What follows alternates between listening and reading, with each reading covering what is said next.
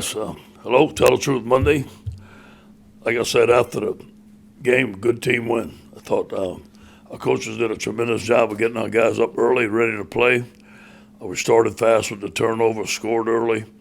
Obviously, coming in at the second half, scoring on the first drive was tremendous by our team being ready to play. Halftime adjustments.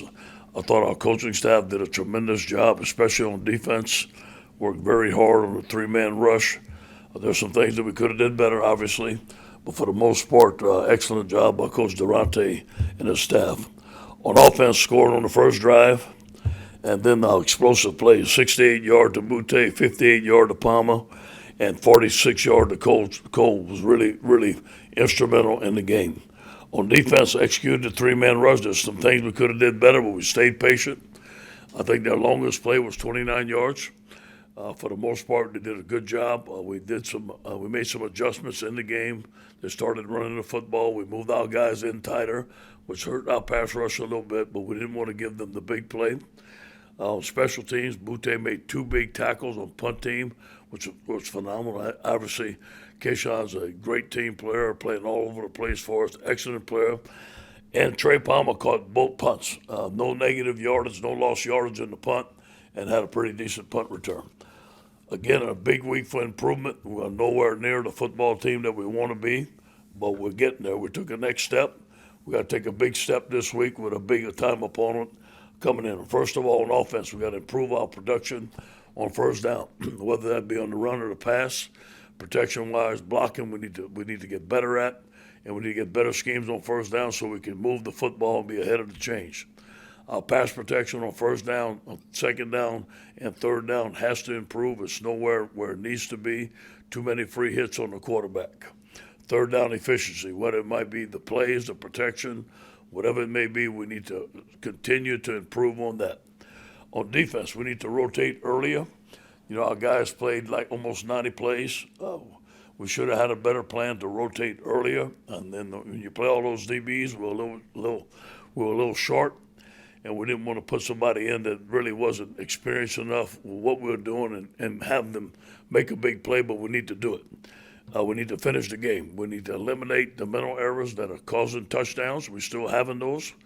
Although we did play a very good game on defense, we didn't finish well, and we still had two mental errors that have led to touchdowns.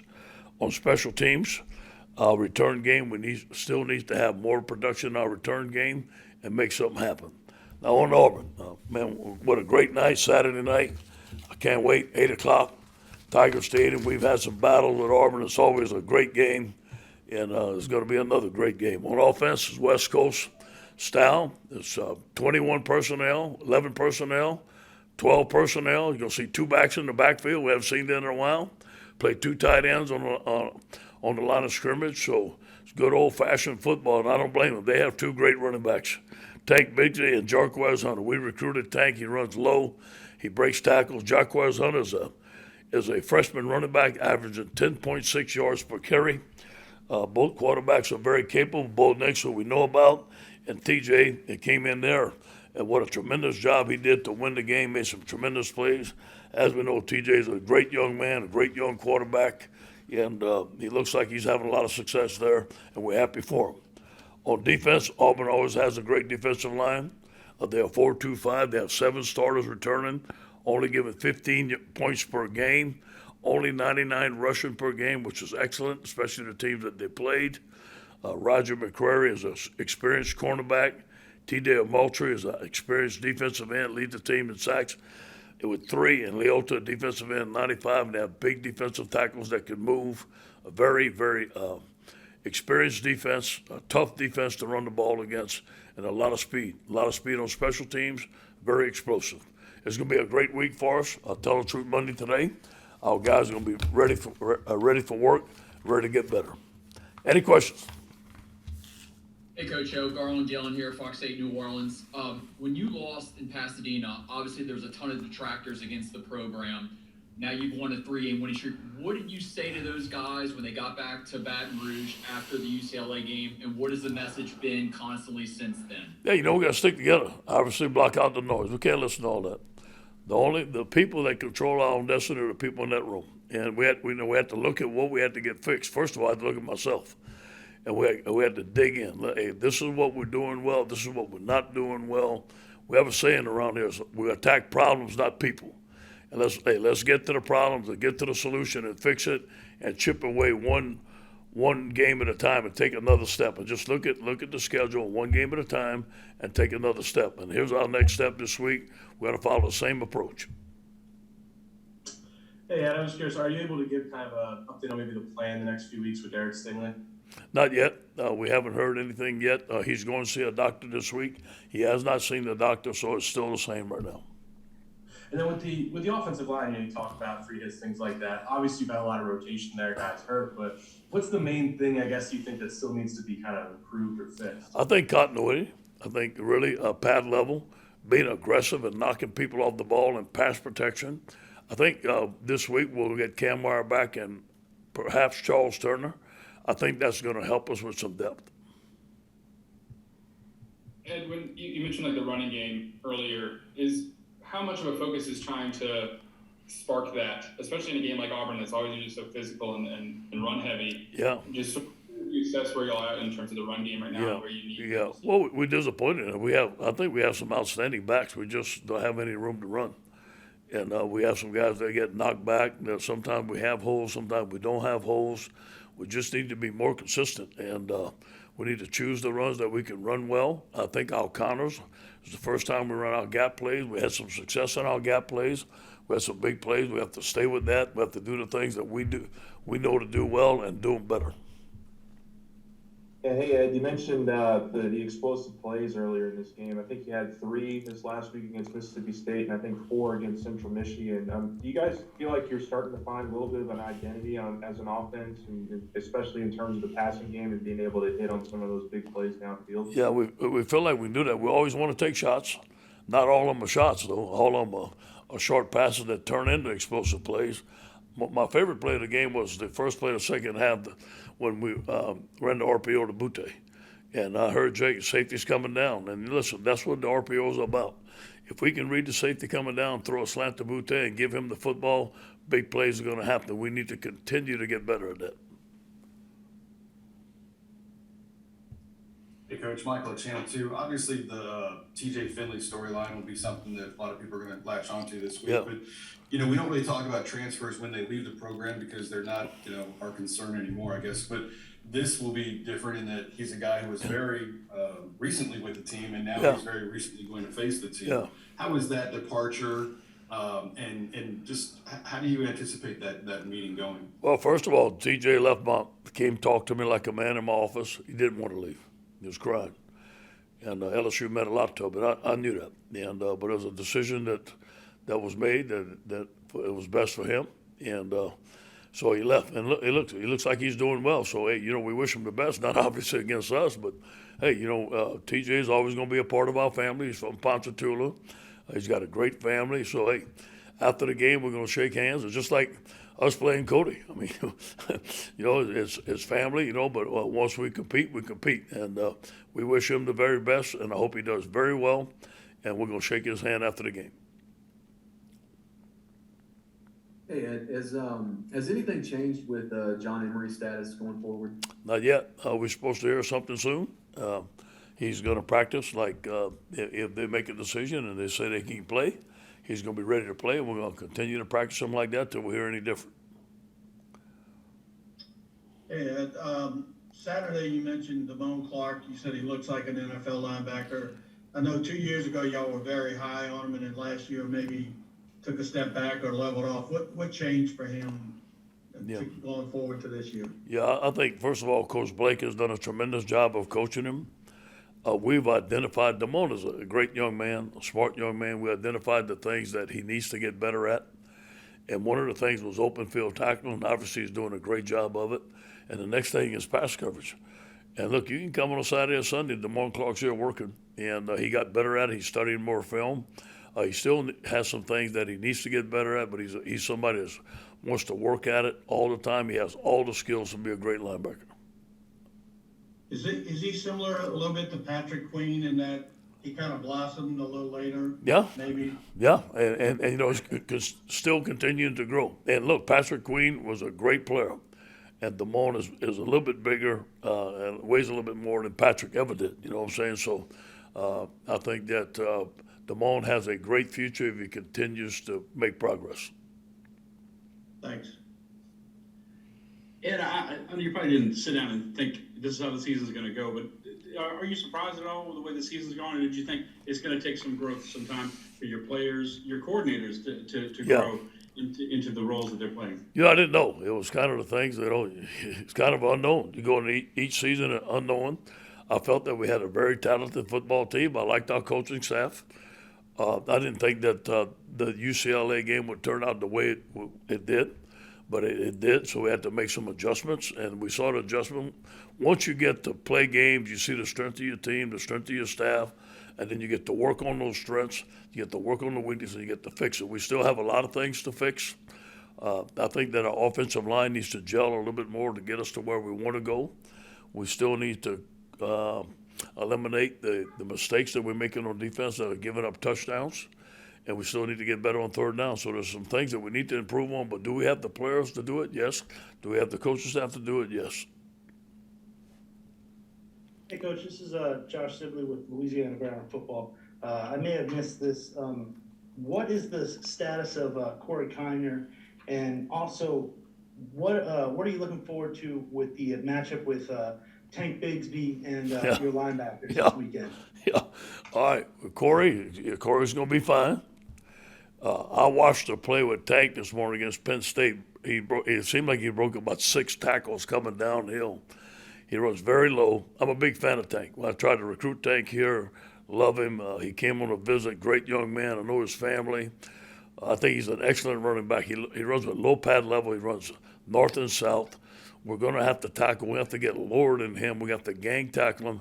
He poses a problem. He's a really good running back and a really good young man.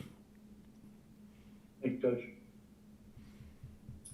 Hey, Coach, good morning. I heard Jacob Hester this morning say that a big chunk of your team has not experienced the peak Tiger Stadium experience in terms of a night game against a big opponent. How much are you encouraging your fans to come out and make it Death Valley? Well, we need it. And, you know, the Tiger Walk, the last home games, gave us a spurt of energy. The student body, when we walk into the stadium, it's full right there. They gave us a spurt of energy. I can just imagine, you know, LSU Auburn Saturday night, 8 o'clock. You know, I know our fans are going to get up early. I encourage them to get up early, but remember it's a long day, so they have to go to pace, right? And but I love our fans, man, and I just can't wait to see them Saturday night. I know it's going to be full, and I know it's going to be loud. Hey, Coach, before the season started, you had talked about this offense wanting to get back to the 2019 ways, and we've seen sparks of it in the last couple of weeks. How much have they bridged the gap in getting towards that goal? We still got a ways to go. Yeah, it starts with protection. You know, in 2019, we were a 5-man protection. And we got a lot of people out. We got our backs out. You know, Clyde ran that little choice route in the linebacker. We haven't done that yet. We're having to keep the back end. Now we're having to keep it a tight end in. It all starts with protection. As soon as we can get our protection down, we can get back to that. But until then, it will not look like that because it was a 5-man protection with the rest of the guys out. Coach Brian Harsin said, I believe around media days, that he was trying to, you know, toughen his team up, get them back to their blue-collar roots. Have you seen any of that? Obviously, the way you described Tank really kind of speaks to that. But across the board, is that kind of the identity that they're shooting for? Yeah, they're running the ball downhill. They're running the ball inside, and they're coming at you. They're breaking tackles. They're trying to knock people off the ball. Their defensive line is playing with low, playing with great technique. They're only giving up 99 yards per carry. That shows some toughness. 99 yards rushing per game, that shows toughness. And we all know Auburn has good athletes, a lot of speed. They always have great linemen and great running backs when they got them. Hey, Coach. Yeah, so obviously Auburn's not going to tip their hands at any point this week, but, you know, when you're facing, you know, potentially 2 quarterbacks in Bo Nix and TJ Finley who are so different, what are some of the defensive conversations you guys have to have and preparing for each of those 2 guys? Yeah, you just have to have a plan. You know, you have to see what Bo does well and what TJ does well. I don't think the run game is going to change with either of them. I don't think the pass protection is going to change. They may. They may move one quarterback a little bit more than the other, but I think it's more of a throwing style. Obviously, we know very well how TJ throws the ball, which is excellent. He has a cannon for an arm. And then we know both throwing styles. So I think it's more or less what type of passing game they're going to have with both of those guys. I think that's the big difference.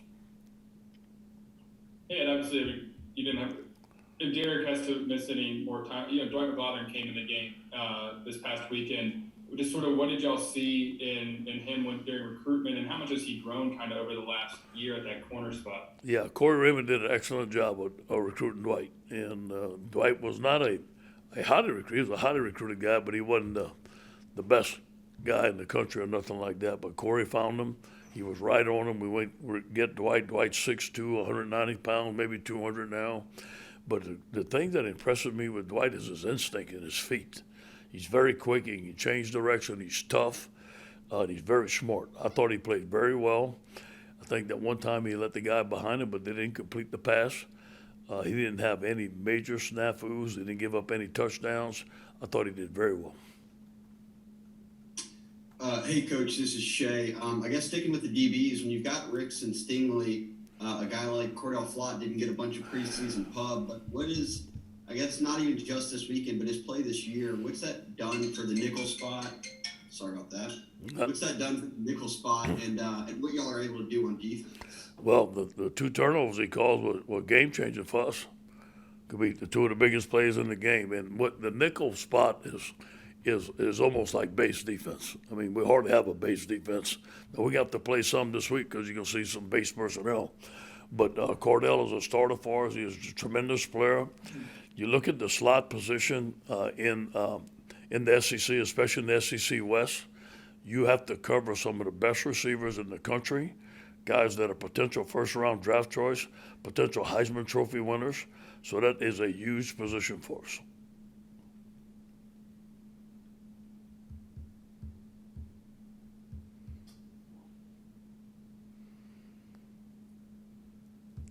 Hey, Coach O, Garland Gillen here again. Max Johnson, his numbers, are you impressed what you're seeing? Because, I mean, he's throwing multiple touchdowns every single game. He's really racking up some big numbers at the position this year. Yeah. You know, I don't look at the numbers as impressed as the type of young man he is, and still has room to grow. Now, that touchdown he threw, he got hit by that safety.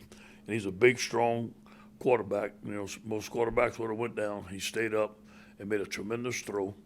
I think the better we can protect him, the more success that he's going to have. He's getting rid of the ball quicker. We're not standing at the line of scrimmage and changing the play as much and giving the defense enough time to change their play. So I think we've accelerated that for him. We took things off of his plate, so there's not many decisions that he needs to make as far as the whole offense. But he still needs to make some reads, and I think he's doing very well at that. He has a strong arm. Like I told him the other day, man, I wish I had more receivers for you to throw to, as a joke.